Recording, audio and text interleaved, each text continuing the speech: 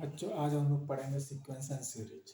Sequence basically क्या है कि इस तरीके से लिखा हुआ है, क्रम में हो, पैटर्न हो। सीक्वेंस मतलब समझो कि पैटर्न, ठीक है। पैटर्न में होगा वो हमारा सीक्वेंस कहलाएगा। पैटर्न में तो सीरीज भी होगा, लेकिन क्या है कि सीरीज में क्या है, एडिशन होता है। और सीक्वेंस में बेसिकली क्या है, एक के बाद एक के बाद एक।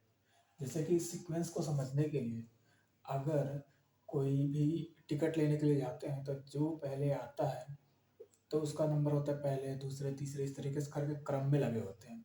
तो उसी तरीके से 1 2 3 4 5 इस तरीके से अगर लिखा हो, या 2 4 6 8, मतलब एक क्रम में चल रहा है। जैसे दो दो का गैप चल रहा है, ठीक है, या हाफ हाफ का जो है कमी चल रही है, या जो है 5 का जो है क्या है, दो गुना, मतलब 5 का डबल कितना हो जाएगा, 10, 10 का डबल 20, इस तरीके से करके मतलब एक सीक्वेंस में चल रहा है, एक पैटर्न में चल रहा है, तो वो हमारा पूरा सिक्वेंशियल प्रोसेस होगा। और सीरीज क्या है कि इन्हीं सीक्वेंस प्रोसेस में बस हम एडिशन को ऐड करते हैं। अब हम लोग जानते होंगे टेस्ट सीरीज होता है, वनडे सीरीज होता है, इतने सारे जो सीरीज होते हैं ना। तो वो टेस्ट सीरीज जब होता है तो हम लोग देखते हैं कि 3 मैचेस होती हैं उसमें। मान लो कि पहले मैचेस में किसी प्लेयर ने जो है मान लो कि 20 रन बनाए, बहुत अच्छा खेला। उस प्लेयर ने सेकंड में जो है 100 रन बना दिए, और थर्ड वाले में जाते जाते उसने 150 रन बना दिए। तो उस तरीके से उसका ओवरऑल फील्डिंग भी बहुत अच्छा है और सारी चीज़ें अच्छी हैं। तो टेस्ट की जो सीरीज का मतलब अनाउंसमेंट होता है ना कि man of the match, man of the series. तो मैन ऑफ द सीरीज इस बंदे को दिया जाएगा पूरा परफॉर्मेंस देखने के बाद। यानी कि पूरी टोटल परफॉर्मेंस को जब जोड़ा जाता है तब उस व्यक्ति को क्या दिया जाता है, मैन ऑफ द सीरीज दिया जाता है। उसी तरीके से जब सीरीज की जब बात होगी तो टोटल को जब जोड़ेंगे, सिक्वेंशियल प्रोसेस को, उस टर्म को जोड़ेंगे। जैसे फर्स्ट सेकंड थर्ड का मतलब क्या है कि पहला मैच हुआ, दूसरा मैच हुआ, तीसरा मैच हुआ, तो मतलब सीक्वेंस में चल रहा है। तो अब इन सीक्वेंस में उसने कितना बढ़िया काम किया है, उस चीज को ऐड करने पे जो बन रहा है वो हमारा सीरीज को दिखा रहा है। तो सीरीज का पैटर्न जो है वो एडिशन में होगा। इसमें कोई ज्यादा डिफरेंस नहीं है, एक ही तरीके से चलेंगे, बस प्लस हो जाएगा सीक्वेंस वाले के बीच में, 1 के बाद प्लस प्लस प्लस इस तरीके से आता जाएगा। जैसे इस तरह यहाँ पर हमने लिख दिया है समझने के लिए। तो ये बेसिकली हमारा सीरीज फॉर्म हो जाएगा, ये हमारा सीक्वेंस फॉर्म हो जाएगा। बहुत ही सिंपल फॉर्म है, ये हमने बता दिया। अब इनको इन सीक्वेंस और सीरीज को सॉल्व करने के लिए 3 कैटेगरी में डिवाइड किया गया। इनको 3 कैटेगरी में, पहला अर्थमेटिक प्रोग्रेशन एपी, दूसरा जीपी ज्योमेट्रिक प्रोग्रेशन, ठीक है, जीपी है, और एचपी हार्मोनिक प्रोग्रेशन। अब इन तीनों पे हम लोग बात करेंगे। इसमें जो है इनके मान लो एक पार्ट होते हैं क्या है, एम, इनके पार्ट होते हैं जीएम, और उसी तरीके से एचएम। ये सब मिले जुले हुए हैं। हम इन पे बात करेंगे सीक्वेंशियल और सीक्वेंस एंड सीरीज में, ठीक है। सीरीज क्या है ये आप समझ गए, सीक्वेंस क्या है हमने ये बता दिया। अब हम लोग देखते हैं एपी, जीपी और एचपी के लिए। थोड़ा थोड़ा करके हम लोग इसको समझ लेते हैं, ठीक है। यहीं पे थोड़ी देर के लिए हम रफ करेंगे, ज़्यादा समय नहीं लेंगे। अब हम लोग यहाँ पे देखेंगे एपी को, ठीक है, अर्थमेटिक प्रोग्रेशन। पहले देखते हैं, समझते हैं क्या है। इसको हमने रखा इसलिए है ताकि यहाँ पे पॉइंट टू पॉइंट नोट करते हुए बस चलेंगे, ताकि समझेंगे कि एपी, जीपी, एचपी होता क्या है, एचएम है क्या। उसके बाद से हम लोग एपी और एचपी और जीपी पे हमने अलग अलग से एक 3 वीडियो हम बना देंगे, ठीक है। पहले लेकिन एपी और जो है हो गया, जीपी हो गया, एचपी हो गया, इनको समझते हैं कि है क्या। जरा यहाँ समझना, एपी क्या है, अर्थमेटिक प्रोग्रेशन। और प्रोग्रेशन क्या कहता है, प्रोग्रेशन का मतलब ही क्या है, प्रोग्रेस करते रहना, मतलब आगे बढ़ते रहना। और अर्थमेटिक मतलब मैथमेटिक्स में, ऐसे समझ लो। कॉन्सेप्ट को समझाने के लिए हम ऐसा बोल रहे हैं, उसका actual meaning progression, arithmetic progression मतलब एक क्रम में चलने वाली संख्या है, ठीक है। तो यहाँ पे क्या हो जाएगा, 1 2 3 4 5 6 ऐसे जा रहा है। इनको जो है, जो सीक्वेंस में चल रहा है या सीरीज में चल रहा हो, इनको टोटल जोड़ने के बाद वैल्यू को कैसे निकाली जाए, उसके लिए अर्थमेटिक या ज्योमेट्रिक या जो है क्या है, हार्मोनिक, इन चीज़ों का इस्तेमाल किया गया। इनको 3 कैटेगरी में जो डिवाइड किया गया पहले, तो अर्थमेटिक प्रोग्रेशन में कहीं ना कहीं प्लस हो रहा होता है, या कहीं ना कहीं मल्टीप्लाई चल रहा होता है, ठीक है। लेकिन जीपी के टर्म में डिवाइड चल रहा होता है, इसमें माइनस भी चल रहा होगा एपी के टर्म में, ठीक है।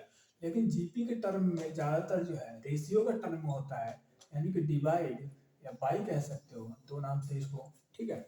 ऐसे इस तरीके से चलेगा। और हमारा हार्मोनिक जो प्रोग्रेशन है वो बेसिकली एपी का ही क्या होता है,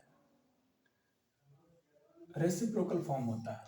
मतलब HP equal to HP equal to 1/AP, ऐसे।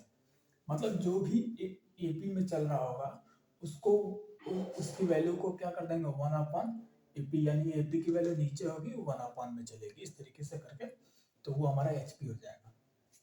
जैसा कि यहाँ पे आप देख सकते हो लिखा हुआ है, तो ये बेसिकली है तो एपी में ही, लेकिन इसको हम लोग एपी में कंसीडर नहीं करेंगे क्योंकि ये रेसिप्रोकल फॉर्म में, ये 1/1 है, ठीक है।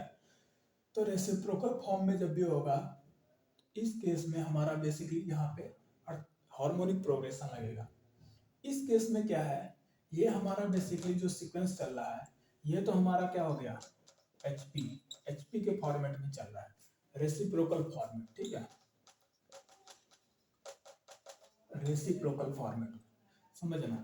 उसके बाद से हमारा जो है ये यहाँ पे जो चला है 5 + 5 10, और उसके बाद से 10 + 10 20, यानी कि जो पैटर्न चल रही है उस हिसाब से ये जो पैटर्न है इसको हम लोग देखें तो 10/, क्या है 5 या 10/, इसमें देख लो अगर कॉमन डिफरेंस भी तो सेम नहीं है, ठीक है। तो वही समझाने के लिए इस तरीके से मतलब होगा, इसमें क्या है डिवाइड, और हमने ये बोला है तो मतलब क्या है 10/5 मतलब 2, 20/, अगर 10 करेंगे तो भैया क्या होगा 2 होगा।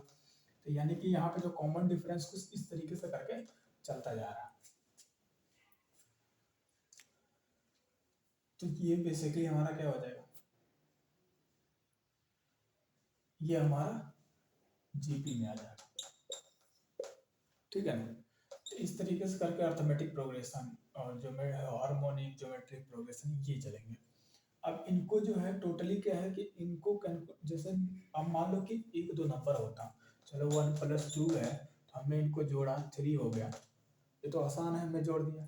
लेकिन 1 + 2 + 3 + 4 + 5 + 6 एक सिक्वेंशियल प्रोसेस में अगर वो चल रहा है, इस बात का ध्यान रखना, अगर वो सीक्वेंस प्रोसेस में कुछ कॉमन डिफरेंस, कुछ कॉमन रेशियो या कुछ जो है रेसिप्रोकल कॉमन कॉन्सेप्ट के हिसाब से अगर वो वैल्यू चल रही है, जैसे कि यहाँ पे यहाँ पे यहाँ पे यहाँ पे, तो इसमें जो है बेसिकली उनको एडिशन करने के लिए, उनको टोटल जोड़ने के लिए, या वो उनकी वैल्यू को मान लो कि किसी ने पूछ लिया कि अगर इतने बड़ा टर्म चल रहा है तो आप जो है तीसरे टर्म में कौन सी वैल्यू है ये बताइए। तो ये पोजीशन को भी बताने के लिए, साथ ही साथ इनको टोटल जोड़ करके इनकी वैल्यू को बताने के लिए, साथ ही साथ इनके मिड टर्म को भी बताने के लिए, इन सभी चीजों को ध्यान में रखने के लिए सीक्वेंस सीरीज में 3 पार्ट में डिवाइड किया गया, अर्थमेटिक प्रोग्रेशन, ज्योमेट्रिक प्रोग्रेशन और हार्मोनिक प्रोग्रेशन। बात क्लियर। आप देखते हैं 1/1 एपी, जीपी और एचपी, छोटा छोटा फॉर्मेट लेंगे समझ में आ जाएगा तो, ठीक है।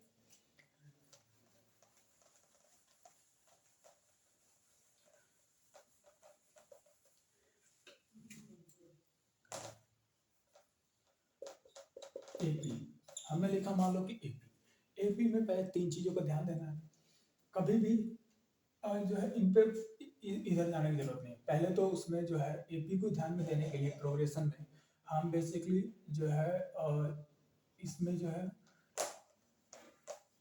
टर्म का यूज किया जाता है, ठीक है। बेसिक चीजें हम पहले बता देते हैं क्या चीजें।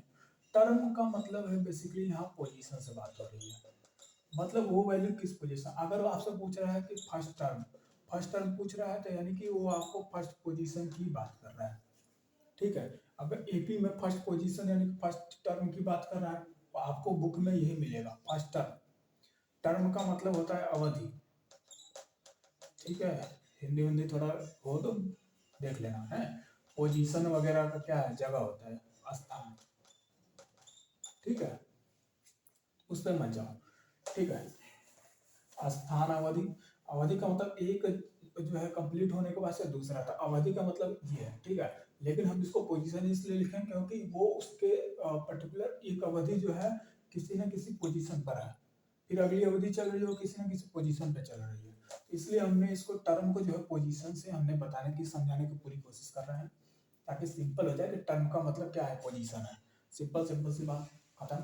First position, second position, second term लिखा हो, थर्ड टर्म लिखा हो, इस तरीके से अगर लिखा हुआ है तो आप समझ लेना कि ये एपी में या जेपी में या चाहे एचपी में किसी में भी टर्म मतलब पोजीशन, बस आपको ये ध्यान देना है। अगर जो है मान लो कि लिखता है कि फर्स्ट टर्म, अगर लिखता है फर्स्ट टर्म, तो फर्स्ट टर्म अगर हम इसमें हम चेक करते हैं तो कौन सा हमारा होगा, फर्स्ट टर्म मतलब फर्स्ट पोजीशन मतलब 1 हो जाएगा। अगर यहाँ पे सेकंड टर्म पूछता तो यहाँ पे वैल्यू क्या हो जाती है, सेकंड हो जाती है, ध्यान देना। थर्ड पूछता, थर्ड टर्म का मतलब 3 हो जाएगा, तीसरे नंबर पे कौन सी वैल्यू, ठीक है। तो ये हमारी हो जाएगी टर्म। लेकिन यहाँ पे ध्यान देना, यहाँ पे डॉट डॉट डॉट चल रहा है, यहाँ पे यन तक चल रहा है, यानी कि बजाय इसको ऐसे लिखो ए यन, समझना बात को। ये टर्म वाला हमने बता दिया है तो इस पे थोड़ा सा और क्लियर करते हैं। ए यन, समझना, ए यन हमने लिखा, ए बेसिकली वैल्यू है, ए हमारी क्या है, वैल्यू है। वो कौन सी वैल्यू, जो ये चल रही है 1 2 3 4 5 चलती जा रही है, कहाँ तक, यहाँ पे इसके ए के नीचे हमने लिखा ना, ए स्मॉल ए है और नीचे हमने एन लिखा है। ये जो एन है ना, यही हमारा क्या है, पोजीशन है।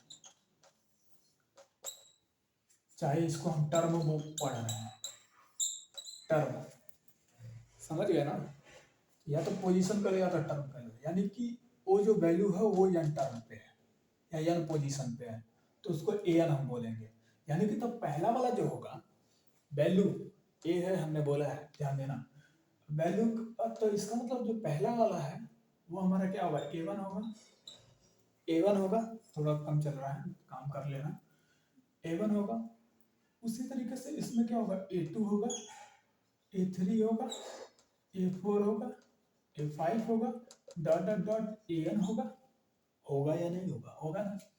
यानी कि ए हमारी जो है वो वैल्यू है जो कि उसके वैल्यू के इस टर्म पे है, टर्म पे या पोजीशन पर, ठीक है। तो ए1 का मतलब क्या है, ए की जो वैल्यू है वो फर्स्ट टर्म पे क्या है, ए की जो वैल्यू है वो सेकंड टर्म पे क्या है, ए की जो वैल्यू है वो थर्ड टर्म पे क्या है। इसको बताने के लिए ए को हमने इस तरीके से लिख दिया, ए मतलब वो वैल्यू जो जिसका निकालना है। अगर यहाँ पे ए1 लिखा है तो इसका मतलब आपको फर्स्ट टर्म की वैल्यू निकालना है, तो फर्स्ट टर्म यहाँ पे हिसाब से क्या हो जाएगा, 1 हो जाएगा। अगर यहाँ पे लिख दे ए2, ए हमने वैल्यू लिखा है समझाने के लिए, अगर ए1 ए2 ही फॉर्म में मिलेगा आपको, अगर ए लिखा तो आप समझ लो कि वो फर्स्ट टर्म की ही बात कर रहा है, सिर्फ ए लिखा है तो ए2 ए3 ए4 ऐसा लिखा हुआ तो आप समझ लो कि वो सेकंड थर्ड या उस पोजीशन की बात कर रहा है जो उसमें लिखा हुआ है। बेसिक फॉर्मेट है, इतना समझ में आना चाहिए। तो ये हमारा क्या हो जाएगा, सेकंड टर्म। सेकंड टर्म को हमने बोला है पोजीशन से ही रिलेट करना, ताकि तुम्हें समझ में आए कि तुम्हारा जो है सेकंड पोजीशन पे कौन सी वैल्यू है। तो उसको हम लोग ए1 ए2 ए3 ए डॉट एन तक हमने लिखा, ये हमने एन लिख दिया। तो एन जैसे लिखोगे यहाँ पे क्या हो जाएगा, एन nth टर्म, ठीक है, या ये nth पोजीशन, यानी कि nth पोजीशन पे क्या है, ठीक है। तो nth पोजीशन पे तुम्हारा कौन सा है, एन है। अगर इसके आगे भी कोई वैल्यू दी होती, मान लो कि लिखा होता है an+1, तो उस कंडीशन में क्या होता है, an+1 एथ टर्म होता। और टर्म का मतलब हमने बताया क्या है, पोजीशन, यानी कि उस पोजीशन की बात कर रहा है। कोई कंफ्यूजन, नो कंफ्यूजन, ये सब में चलेगा, ये सब में। अगर मान लो कि हार्मोनिक प्रोग्रेशन में अगर इसको लिखना होता, मान लो कि यहाँ पे चल रहा है ए1 ए2 ए3 एन ऐसे चल रहा है, यहाँ पे चलना होता एचपी वाले केस में तो कैसे चलता, 1/A1 1/A2 comma 1/A3 comma 1/A, comma है भैया A4 डॉट डॉट ऐसे करके ना तो चल रहा होता। तो ये देखो रेसिप्रोकल में सब चल रहा है, समझ में आया ना इतना? ठीक है, इसके बाद से जरा देखो थोड़ा सा इसमें, ये तो तुम्हारा HP था, ये तुम्हारा क्या है GP है। इसमें कैसे चल रहा होगा ध्यान देना, इसमें जो चल रहा होगा वो तुम्हारा मान लो चल रहा होगा A2A, यहाँ पे क्या हो जाएगा भैया, अगर A है तो ये तुम्हारा क्या हो जाएगा, सॉरी इसमें A1 A2 A3 A4 A5 ही करके चल रहा होगा, समझ में आया ना? अभी हम बताएंगे कि ये जैसे अब A1 A2 लिखा हुआ था तो हमने पोजीशन उसकी क्या पोजीशन है या किस टर्म पे वो वैल्यू है वो है। बाकी और चीज़ें भी बताएंगे, इसमें रेशियो बनेगा, इसमें कॉमन डिफरेंस चलेगा, उसी तरीके से जो है इसमें HP में जो है अर्थमेटिक का कॉमन डिफरेंस के हिसाब से चलेगा, वो वैल्यू हम लोग बाद में बात करेंगे। अभी हम लोग A को समझ रहे हैं क्या चीज़ें हैं, इतना समझ में आ गया ना? ऐसे चलते चलते ये भी जो है कहीं ना कहीं n तक जाएगा या n+1 तक जाएगा, और रेसिप्रोकल वाले टर्म में भी हार्मोनिक प्रोग्रेशन में भी सेम, ठीक है? यानी कि A की क्या मतलब है ये तो समझ चुके हो। अब तुम्हें क्या समझना है, n मतलब क्या है, नंबर ऑफ टर्म, जितने हैं चलते जा रहे हैं, नंबर ऑफ पोजीशन, उस पोजीशन पे कौन सी वैल्यू है ये तुम्हें पता चल जाएगी। ये हो गया ना? अगर A1 लिखा हो तो देखो वहां पे फर्स्ट टर्म लिखा है, चाहो तो कहीं कहीं जो A1 को ऐसा लिखा जाता है FIRST फर्स्ट टर्म, ऐसा लिखा हो तो समझ लेना कि वो भी उसी की बात कर रहा है। हाँ, ऐसे लिखा हो चाहे ऐसे लिखा हो, वो उससे कंफ्यूज होने की जरूरत नहीं है। तो अभी तो टर्म और पोजीशन हमने बता दिया, ठीक है? अब इसके बाद से हम आते हैं सम की तरफ। सम मतलब होता है जोड़ना, ठीक है? सम मतलब होता है एडिशन। जब भी एडिशन की बात होगी समझ लेना कि उस पे लिखा हुआ सम, ठीक है? तो यहाँ पे AP में हो या GP में हो या HP में हो, इनमें अगर लिखा होता है सम ऑफ फर्स्ट टर्म लिखोगे तो वो एक ही हो जाएगा, इसलिए सेकंड टर्म लिख देते हैं, सेकंड टर्म। ऐसा कुछ लिखा हुआ है AP में, अगर लिखा हुआ है तो समझ लो कि क्या है, सम ऑफ सेकंड टर्म मतलब सेकंड टर्म तक की जो वैल्यू है उनको जोड़ दो, यानी कि 1 और 2, यानी कि 1 + 2 = 3। अभी मैं फार्मूला नहीं बता रहा हूँ, ना ही कैसे निकल रहा है, बस हम समझा रहे हैं कि सम ऑफ सेकंड टर्म का मतलब क्या था, ए का मतलब क्या है, टर्म का मतलब क्या है, उनको पोजीशन बोला जाता है। और यहाँ पे सम ऑफ सेकंड टर्म का मतलब क्या है, addition of second position. Second position तक क्या करेंगे, हम ऐड करेंगे वैल्यू को।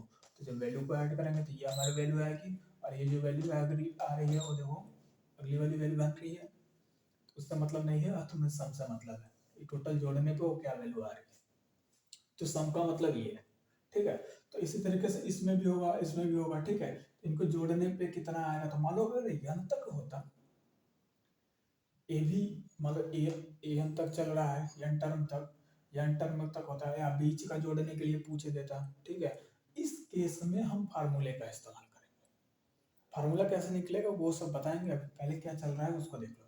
सम ऑफ सेकंड टर्म को समझ लो, टर्म को तुमने समझ लिया, पोजीशन होता है, और सम ऑफ सेकंड टर्म का मतलब एडिशन ऑफ सेकंड पोजीशन तक तो है, तुमको क्या करना है, ऐड करना है।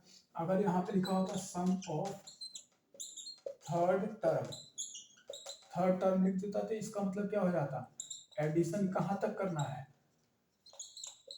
थर्ड पोजीशन तक करना है, समझ गया ना? अगर n लिखा होता तब सम ऑफ nth टर्म, तो इसका मतलब एडिशन ऑफ nth पोजीशन तक क्या करना है तुमको, जोड़ना है। तो बस यही है सम ऑफ टर्म, सम ऑफ क्या है, n टर्म का मतलब समझा देना। सम का मतलब क्या है, एडिशन से है, टर्म का मतलब पोजीशन से है। A1 A2 हम लोग लिख सकते हैं ऐसे, ताकि उसको पता चले कि ये वैल्यू ए वाली जो वैल्यू है वो कहाँ पे, पहले वाले पोजीशन पे, A2 वाली जो वैल्यू है वो सेकंड पोजीशन पे, और T ये जो नीचे चल रहा है 1 2 3 4 A के नीचे, वो क्या है, हमारा पोजीशन है, वो नंबर की वैल्यू का पोजीशन को बता रहा है। कंफ्यूज, कोई कंफ्यूजन है ना? बस इतना ही है, ये काफी है। इसके बाद से एक लास्ट चीज और बता देते हैं। जो लास्ट चीज है वो हम मान लो कि अगर ये तो समझो एपी हो गया, जीपी हो गया, एचपी हो गया, एम हो गया, इसमें तो हमने समझा दिया, इसमें कोई दिक्कत नहीं, लेकिन वहां पर हम लोग देख रहे थे एएम लिखा हुआ था, यहाँ पे जो है जीएम लिखा हुआ था, एएम जीएम और एचपी जी एच एम लिखा हुआ था ना। इन तीनों को समझने के लिए क्या है, अर्थमेटिक मीन होता है, ठीक है, या ज्योमेट्रिक मीन, या जो है हार्मोनिक मीन। मीन का मतलब है बीच की वैल्यू, बीच की वैल्यू का पोजीशन को बताना, या बीच की वैल्यू को एडिशन करके उनकी वैल्यूज को बताना, या बीच की वैल्यू का जो है क्या करना है, अरे जो भी हो समझ लो, एडिशन करके बताना, या उनकी बीच की वैल्यू क्या होगी उसको बताना कि कितने टर्म है, उनको जोड़ने के बाद क्या होगा। तो बेसिकली इस चीज़ के लिए हम लोग जो है अर्थमेटिक मीन हो गया, ज्योमेट्रिक मीन, या एचपी यानी हार्मोनिक मीन का इस्तेमाल करते हैं। तो उसका क्या हो जाएगा, 1 2 3 4 5 6 लिखा हुआ है, समझ लो इतना ही छोटा वाला हम समझा दे रहे हैं। इस केस में जो पहला वाला होगा और जो लास्ट वाला होगा, इसको इसमें छोड़ दिया जाता है। ये तुम्हारे बीच वाले जो है ना, यही तुम्हारे अर्थमेटिक मीन होंगे। M arithmetic mean capital A होता है, ठीक है, अर्थमेटिक मीन। यहाँ चाहे ये ज्योमेट्रिक मीन होंगे, इस वाले केस में क्या हो जाएंगे, इस इतने हिस्से हो जाएंगे, वो क्या हो जाएंगे तुम्हारे ज्योमेट्रिक मीन हो जाएगा। इसी तरीके से बीच वाले जो हिस्से हो जाएंगे वो क्या हो जाएंगे, हार्मोनिक मीन हो जाएंगे। तो ये इस तरीके से करके ये पूरा सीक्वेंस साइंस सीरीज चलेगा। तो अभी हमें नहीं लग रहा कि कोई भी दिक्कत आएगी, ठीक है, ये तुम्हारी वैल्यू चलती चली जाएगी। एन मतलब क्या है, पोजीशन, टर्म हमने बता दिया, सम का भी बता दिया, मीन का क्या है, ये बीच वाली जो चल रही है, तो बीच वाली जो चल रही है तो वो ऐसे चलेगा, ठीक है, देखना ध्यान से। इसमें क्या करेगा, इसमें जो पोजीशन को उठाएगा वो ऐसे उठाएगा, पोजीशन को जो उठाएगा यहाँ पे हम लिख दे रहे हैं ताकि समझ में आए। इसको कहेगा ये A0 है, देख लिया ना, इसको कहेगा ये A0 है, ठीक है। यहाँ पे भी ऐसे ही मतलब चलेगा, लेकिन यहाँ पे भी समझाने के लिए हमें थोड़ा सा पढ़ गए, आप आगे तो क्या पीछे जाए, ठीक है। A0, फिर A1, फिर A2, फिर A3, फिर A4, और फिर ये लास्ट वाला मान लो कि तुम्हारा जो है A5, ठीक है। अब अर्थमेटिक मीन जब भी निकलेगा तब इनका निकलेगा, और इसको A5 करने के बजाय इसको मान लो कि ये D है, ठीक है। अगर एन टर्म तक होता है तो इस केस में क्या हो जाता है, A0, A1, A2, A3, A4, A5। A0 इसलिए बोल रहे हैं ताकि ये फर्स्ट और लास्ट टर्म को छोड़ दे, समझ में आया। फर्स्ट और लास्ट टर्म को छोड़ने के बाद जो बीच की चीजें हैं, डॉट डॉट डॉट एन, तो इन सभी को क्या करेगा, ये अपॉन जो भी हो वैल्यू एन से करेगा, या हार्मोनिक में, या जो है अर्थमेटिक में हो, चाहे ज्योमेट्रिक में हो, चाहे हार्मोनिक मीन में हो, जिसमें भी हो, तो ये इस तरीके से चलेंगे। तो बीच वाली वैल्यू को ही हम लोग क्या बोलेंगे, मीन का कॉन्सेप्ट बोलेंगे, ठीक है, चाहे अर्थमेटिक में हो, चाहे ज्योमेट्रिक मीन में हो, चाहे हार्मोनिक मीन में हो, किससे में भी। ये पूरा हमारा सीक्वेंस एंड सीरीज का एक छोटा सा लेक्चर है जो समझा दिया हमें क्या चीजें चलती हैं और कैसे वैल्यू को निकाला जाता है। अगर ये यहाँ पे एन प्लस 1 लिख देता तो मतलब एक टर्म और बढ़ जाता, उसमें कोई इसमें कंफ्यूजन वाली बात नहीं है, ठीक है, ठीक है। लेक्चर हमारा समाप्त होता है। अब हम लोग 3 लेक्चर और देंगे, अलग अलग देंगे पूरे कॉन्सेप्ट के साथ में, अर्थमेटिक, ज्योमेट्रिक और हार्मोनिक प्रोग्रेशन। ओके, धन्यवाद।